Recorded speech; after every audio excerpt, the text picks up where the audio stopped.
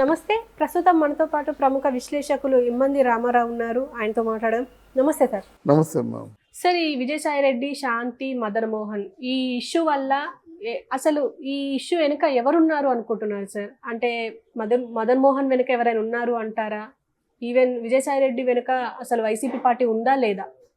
ఇక్కడ వీళ్ళ వెనుక ఎవరైనా ఉన్నట్టయితే ఈ ఇష్యూ ఇంత లేటుగా ఎందుకు ప్రజల్లోకి వస్తుంది? అంతే కదా, వెంటనే రావాలి కదా. ఇప్పుడు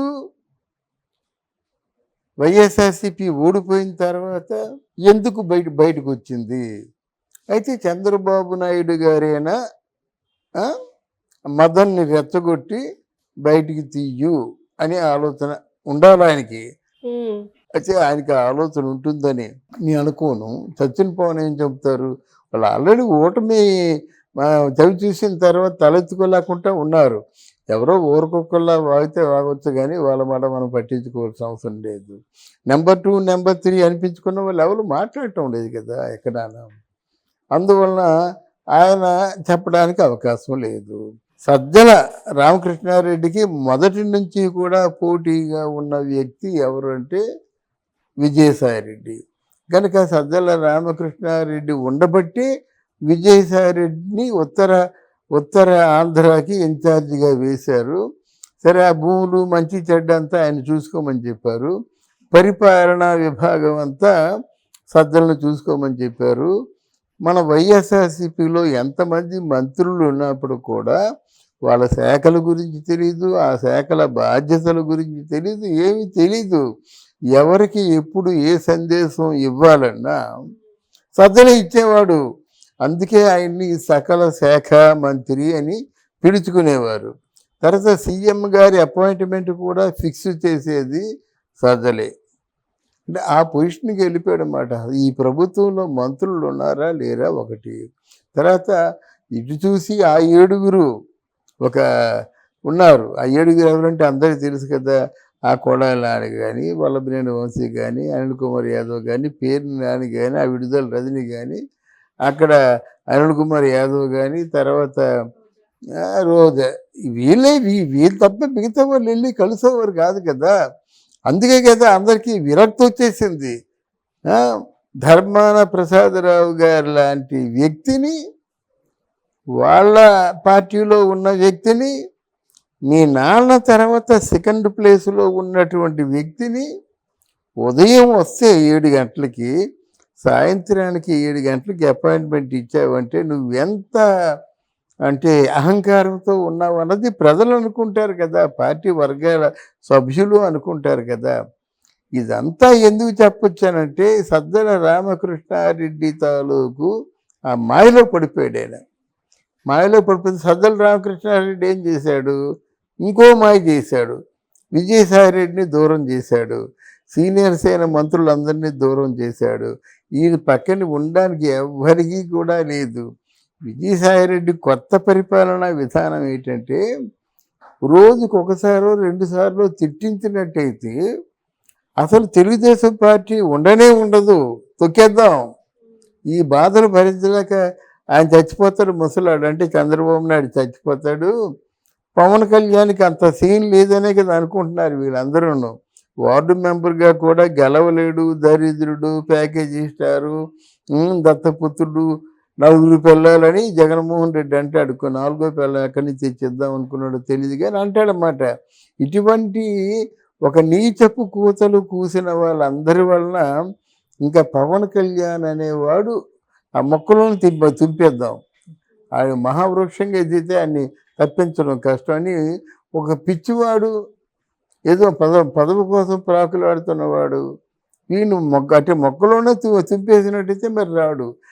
అంత ప్లాన్ వేసి ఏం చేశారంటే వాళ్ళ క్యారెక్టరు అసాసినేషను. అది మనం సహజంగా తిట్టుకున్నప్పుడు ఫైనల్గా తిడతారన్నమాట. ఎవరు క్యారెక్టర్ అసాసినేషను ఎవరు చేయకూడదు, వాళ్ళు చేయకూడదు, వీళ్ళు చేయకూడదు. వీళ్ళు మాట్లాడితే ముందు క్యారెక్టర్ అసాసినేషన్ అన్నమాట. షర్మిలా శాస్త్రి విజయమ్మకు పుట్టలేదు, ఈ శర్మల్ని పెంచుకున్నారు. అదేమిటది రక్త సంబంధంలో ఉన్నటువంటి నిగూఢమైనటువంటి విషయాలు అంత బాహాటంగా మాట్లాడుకోవడం. అది కుసంస్కారం. నిజంగా వాళ్ళని పనిష్మెంట్ కూడా ఇవ్వచ్చు మాట.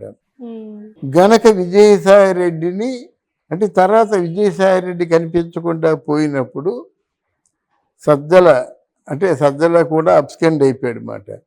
అప్పుడు చాలామంది ఎవరెవరు ఎందుకు ఏమి నష్టం కలిగించారో చెప్పారన్నమాట. అందులో ప్రధానంగా ఉన్న వ్యక్తులు ఇద్దరు. తర్వాత ఏమో సజ్జలని జగన్మోహన్ రెడ్డి చాలా అంటే సీరియస్గా వార్నింగ్ ఇచ్చాడు. నేను నమ్ముకొని కదా మునిగిపోయాను నేను అనేసరి మళ్ళీ జగన్ గారి మొహం చూపించలేకపోయాడు. చూపించాలంటే ఏం చేయాలి?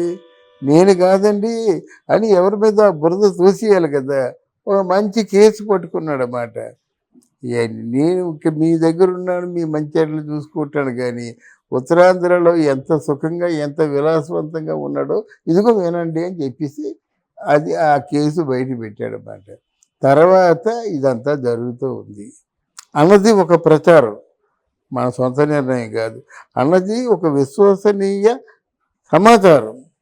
దీని వెనక సజ్జల గారు ఉన్నారనే సమాచారం.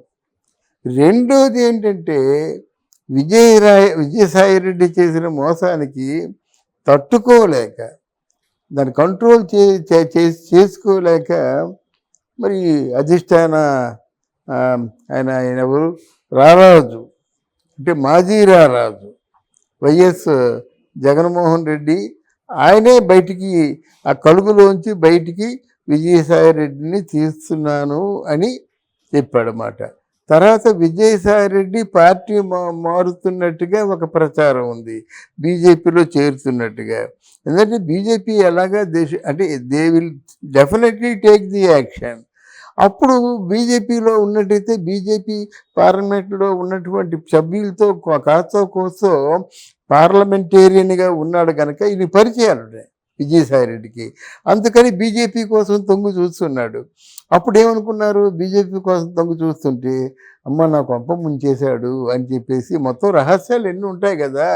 అంటే తొంగు చూస్తున్నాడంటే జగన్మోహన్ రెడ్డి తాలూకు రహస్యాలన్నీ కూడా వాళ్ళిద్దరికీ తెలిసిపోతాయి, అమిత్ షాకి మోదీ గారికి. ఒకవేళ తెలిస్తే మరి రాజ్నాథ్ సింగ్ కూడా తెలిసి ఉండవచ్చు, మరి చెప్తాడు. అది భయం. మరిన్ని కేసులు అనేది చుట్టుకుంటాయి అని విజయసాయి రెడ్డి గారికి ఏంటంటే నోటంటే మాట రాకుండా అక్షదిగ్బంధం అంటారు చూసారా, అన్ని విధాలా బిగించి చోద్యం చూస్తున్నాడు జగన్మోహన్ రెడ్డి అన్నది చాలా విశ్వసనీయ సమాచారం. రేపు అది ఒకటే అంటున్నారన్నమాట, మీరు డిఎన్ఏ టెస్ట్ చేయించుకొని బిడ్డ మీరు కాదన్నట్టయితే మీరు నిప్పులా బయటపడవచ్చు, లేదా అవుననుకోండి వాళ్ళ బాధ్యత మీరు వహించండి. అదే చెప్తారు కదా. ఎందుకు వహించమని చెప్తారు? ఈయనకి 1000 కోట్లు ఉన్నాయి కాబట్టి వహించమని చెప్తారు. అదే ఎవడో దరిద్రుడు రిక్షా ఓడో ఆటో ఓడో ఇలా కడుపు చేశారనుకుంటే నా చెత్త కొట్టేస్తాడు.